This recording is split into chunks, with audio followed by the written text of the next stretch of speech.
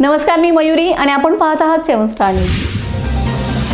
तासगाव तालुक्यातील विसापूर शिरगाव या गावातील झिरो तलाठी संजय शंकर पवार हा अनेक वर्षांपासून स्थानिक तलाट्यांना हाताशी धरून शिरगाव लिंब पानमळेवाडी येथील सर्वसामान्य लोक आणि शेतकऱ्यांना त्रास देतोय. शेतकऱ्यांच्या सातबारामध्ये जाणून बुजून चुका करून प्रांत आणि तहसीलदार कार्यालयाच्या चक्रा मारायला लावतोय. तलाठी उत्पन्न दाखला, सातबारा नोंदी दुरुस्ती इतकंच काय तर विद्यार्थ्यांना शैक्षणिक कामासाठी लागणारा दाखला इत्यादींसाठी अवाजवी पैसे उकळतोय. मेनू कार्ड प्रमाणे सगळ्यांचे दर हा स्वतःच ठरवतोय.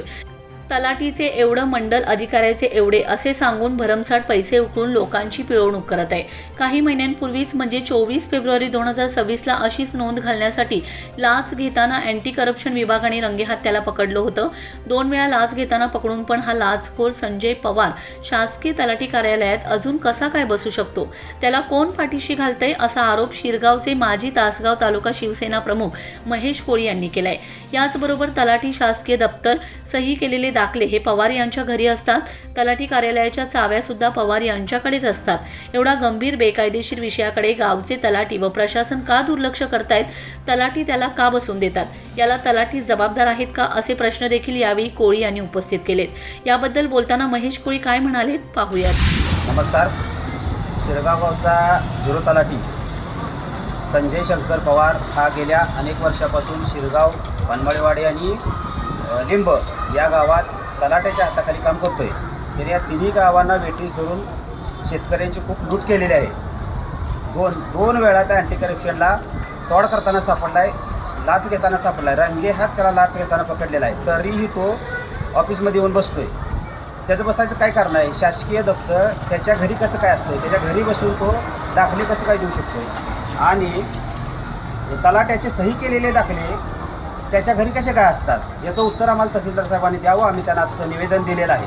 आणि इथून पुढे जर तो ऑफिसमध्ये दिसला किंवा शासकीय कामात कुठं ढवळाढवळ करताना दिसला तर आम्ही त्याचा पुरावा सादर करू. आणि तलाट्यांना निलंबित करत नाहीत तोपर्यंत आम्ही याचं अन्नत्याग आंदोलन इथं तहसीलदार ऑफिससमोर करू. प्रसंगी आम्ही जिल्हाधिकाऱ्यांच्याकडे राहू, प्रसंगी आम्ही महसूल मंत्र्यांची गाडी अडवू. परंतु इथून पुढे तो कधीही ऑफिसमध्ये दिसता कामा नये एवढी माझी प्रशासनाला कळकळीची विनंती आहे. अतिशय लूट केलेला माणूस आहे. आणि शिरगाव म्हणा किंवा शिरगावच्या परिसरातील कुठलाही माणूस त्याच्या लुटीपासून वाचलेला नाही. त्याने अनेक ठिकाणी लूट केलेली आहे. मी शिरगावच्या आणि शिरगाव परिसरातील सर्व नागरिकांना पण नम्र विनंती करतो की त्याच्याकडे कुठलंही काम तुम्ही घेऊन जाऊ नका. माननीय तलाठी हे तुमच्या कामासाठी सक्षम आहे, ते तलाट्यांच्याकडे करा. तलाठी जर काम करत नसेल तर तुम्ही आमच्याशी संपर्क साधा, आपण तलाट्यांच्याकडनं काम करून घेऊ. पण असल्या शून्य किमतीच्या माणसाकडे तुम्ही बिलकुल कुठला कागद देऊ नका आणि त्याच्याकडनं कुठलं काम करून घेऊ नका. तो ऑडिओमध्ये स्पष्टपणे म्हणतोय की माझा रेट एवढा आहे, आमचा तलाट्याचा एवढा आहे, मंडल अधिकाऱ्याचा एवढा आहे. त्याला अधिकार दिला कोणी? त्याच्यावर त्वरित कारवाई व्हावी आणि त्यानं जे काळं धन कमवलं आहे त्या पूर्ण धनाचं चौकशी व्हावी एवढी आमची नम्र विनंती आहे. तर ही होती कोळी यांची प्रतिक्रिया. दरम्यान असे जे तलाठी लाच घेताना सापडतील त्यांना निलंबित करावं आणि या लाचखोर संजय पवारला यापुढे तलाठी कार्यालयात बसू देऊ नये, नाहीतर आमरण उपोषण करण्याचा इशारा महेश कोळी यांनी दिलाय.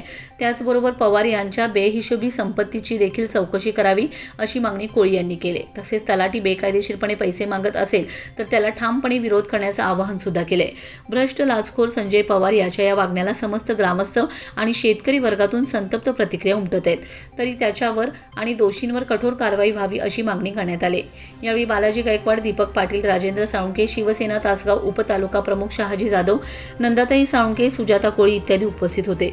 यावर प्रशासन काय कारवाई करत आहे ते पाहणं महत्त्वाचं ठरतंय. ब्युरो रिपोर्ट 7 स्टार न्यूज, विटा.